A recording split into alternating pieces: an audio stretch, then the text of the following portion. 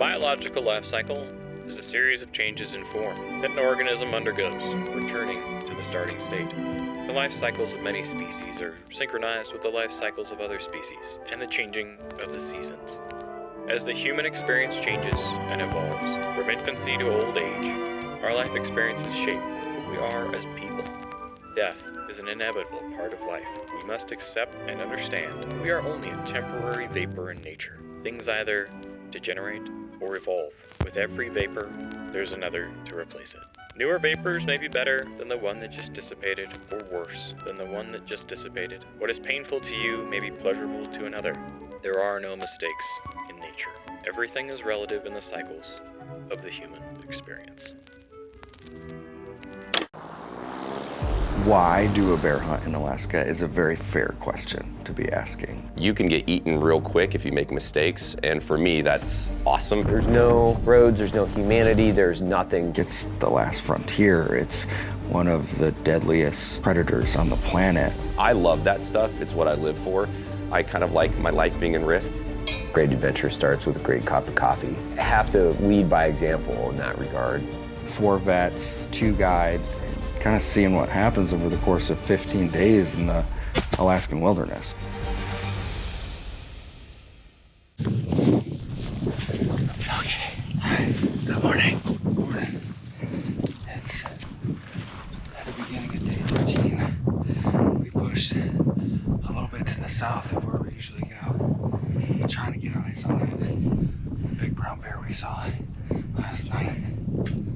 Hopefully make a hellacious movement out of it. Just see what happens.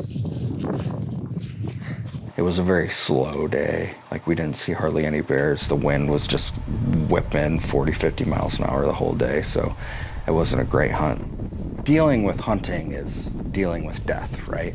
There's a weird, like, circle of life thing that you come to understand when you're doing this, and I would be lying if I would say there were moments and I wasn't sure that it was gonna happen, because it looked like the well had dried up there for a little bit, and there weren't a lot of opportunities anymore.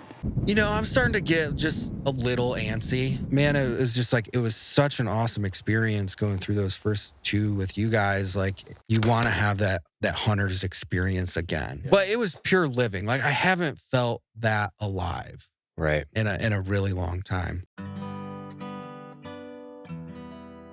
My grandfather was the reason that I'm into firearms. He was always there for me. Like, he would just make sure that I was always taken care of. A lot of who I am is because of this guy, you know? Like, he liked getting his hands dirty. He liked working. He liked doing car stuff. He liked guns. Like, he liked war movies, you know what I mean? So, like, I learned and I adapted, and a lot of the core of who I was because of this dude. He always wanted to go to Alaska, and we always talked about it. It was always the thing that we would like, oh, we're gonna rent this vehicle and we're gonna drive up there together. And it just didn't happen. He passed away January of 2020. Like, I was right next to him when he took his last breaths. And then there was just this collective, cohesive knowledge, like, that I had been prepping to go on this Alaska trip, this big trip back to the place he didn't get to go to. You want to give your ancestors like a resting place where you're earthly. You're in a unique place and you're back connected to nature. And it was just so, like, blaringly obvious. Take him with you up there. I knew that I wanted to find a worthwhile spot to sprinkle his ashes. Kind of just know when the right time was.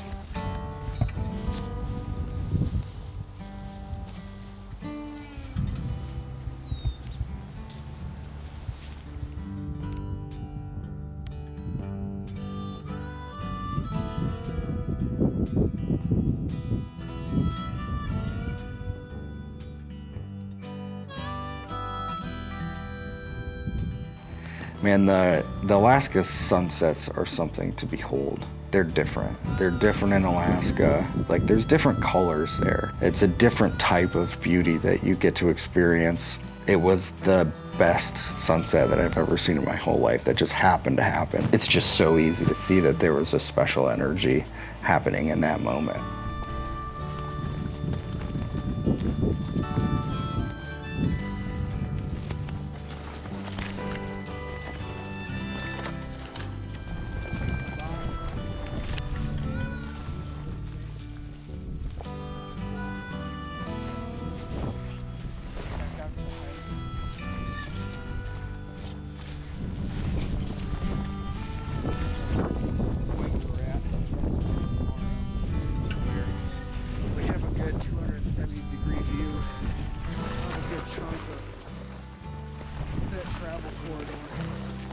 So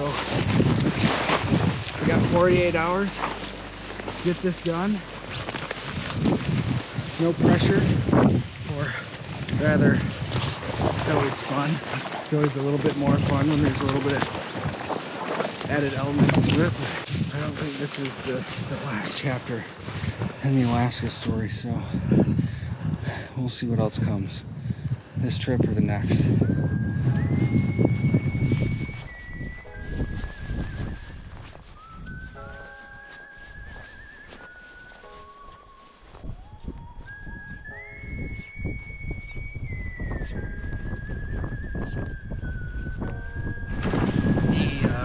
Buckle on the bottom of the tent snapped last night in the wind.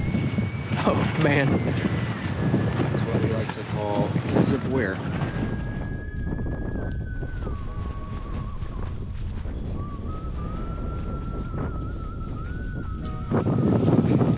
More workout before 9 than most people get in a week. It's fucking second to last day. 50-mile-an-hour winds up here. Just barely tucked over this nook that we were in a couple of days ago. We'll fucking see what happens. Well, just sit down. And I already got one bear spotted over by the kills. Possibly a second bear. Good day for killing a bear. Windy, light drizzle. Good day for bear hunting. Looks brown. I saw before I saw the bears. Okay. Well, he just ran his girlfriend off. Where's she at? Off to the left. You can barely see her. Yeah, like 7, 8 o'clock from him.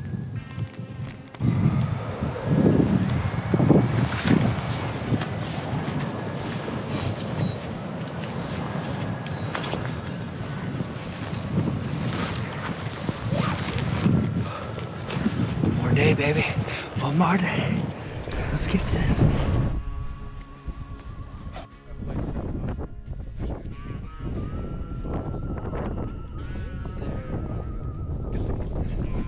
That is cool. I don't hate the way the day ended, I'll tell you that.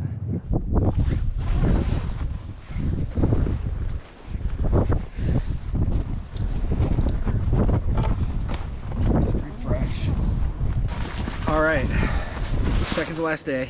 Wasn't too much happening today. Wind was still pretty bad. Towards the end of the day, I think we saw 7 bears total. And then we saw this boar and sow way up in the snow line. And they were, and we have the tentative plan. If we don't see anything first thing in the morning tomorrow, we're gonna hike up. We're gonna go check by the carcasses first, because we think there may be a bear sitting on there, because we haven't seen a lot of activity over there. See if there's anything doing there, and then we're gonna skirt the ridgeline over, and there's a shooting position across from where these two are denned up, and we're gonna see if we can get a shot. One more day. Semper Gumby. Semper Fidelis, give him one more for chastity. Well, it's the last day. Give it a go.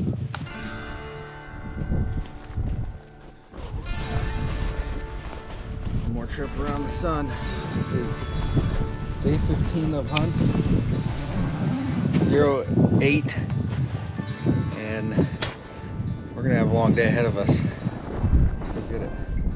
We had a plan. There were 2 bears really high up in the mountains, and kind of the same plan from before, where we'd move up first thing in the morning. If they were there, move on them, get up to a different ridge, shoot across ridgeline. Like, the plan was insane to do that. It would be amazing, but it all went to shit. We are watching the 2 bears we were gonna move on, potentially in their little den, kind of moving down the ridge, kind of away from us. Getting antsy. Getting antsy in 12 hours. That's it. 10, 11 o'clock on the last day, we're looking at the landscape and there's nothing. So you're just like, oh, well, you know, maybe it wasn't meant to be. Maybe bringing Grandpa up here was like the purpose, you know. What do you see? Double rainbow. And then all of a sudden, Cole spots this beautiful blonde bear coming out of nowhere. You know, we've got a couple hours left. Like, we're moving on this thing and we're going now.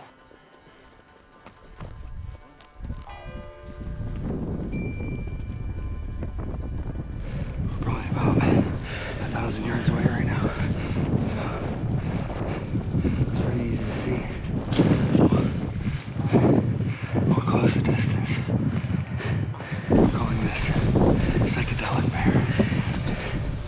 It was another one of those situations to where, like, the movement couldn't have been any better. The spirit bear ended up, like, coming down, and, like, right as it had come, as we were staying downwind, it moved perfectly so that Cole didn't even have to call to it. Cole was like, he was like, bear, do you see the bear? 2 o'clock, do you see the bear? Just barely the top of the back coming through. It was about 100 yards at that point.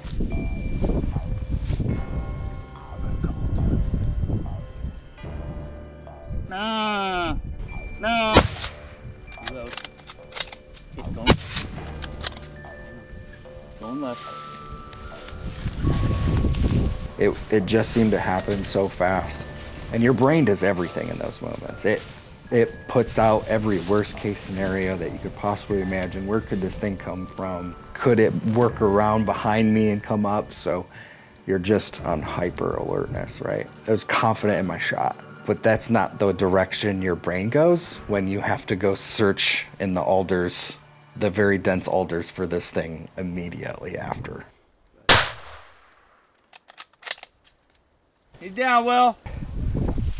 Hey, we're good. We did this in the nick of time. We had a few hours left in the season, but it felt like it was supposed to happen that way. Wow. Yeah, it is. Oh my gosh. It's beautiful, man. Fucking incredible experience. Thanks for the help, guys. Yes, sir. You did a great job. It felt like you were at the end of a structured chapter of your life, that you had these moments where if you accomplish this, then you get the opportunity to do this. It's not that I felt my grandpa was there necessarily. It was that everything felt like it was there. The energy of a lifetime spent together was there. It had this, like, momentous occasion where it kind of reached this, like, ultimate conclusion of dealing with death, really, and specifically that death and the impact it had over the course of a lifetime. And then having this thing that will be with me for the rest of my life that represents that relationship. And that's why I think hunting is so special, and why I love doing it, is because you get these moments that will sculpt and make the man that you will be for the rest of your life.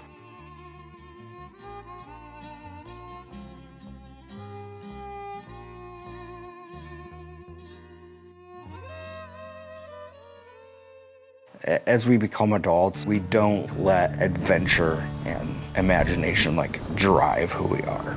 That's something that Evan is really good at. We're gonna embrace adventure. Adventure is at the core of who Evan is, who Matt is, who I am, what this company is. Yes, this was a bear hunt, but this was individuals who were living an existence because we know it's important to live this way.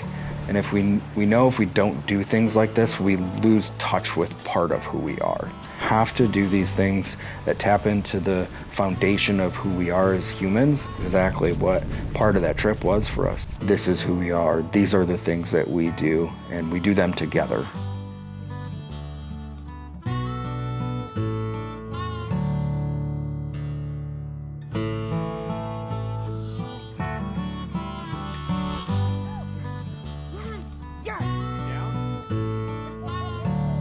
This is like once in a lifetime adventure for me, and it means the world to me.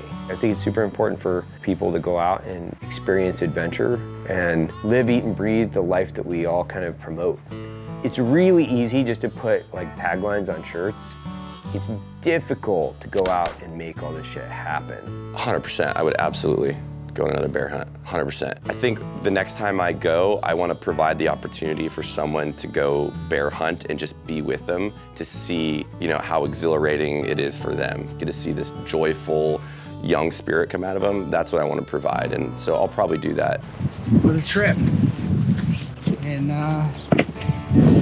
you know, I gotta throw it out there to Evan for putting this together. And I feel like when you go hunting, the universe always speaks to you. I know that's super psychedelic, whatever you think to say. And it makes you think about life a lot and death a lot and how you're living your life. And that's something I think we all need more often. I know I do. There's too much time spent behind a phone or a computer. Like, it takes balls to come out here, hike all over these mountains. It's a perfect way to wrap this thing up. Last breeze. Yeah. Great story. No, dude, it was awesome. It was a great experience.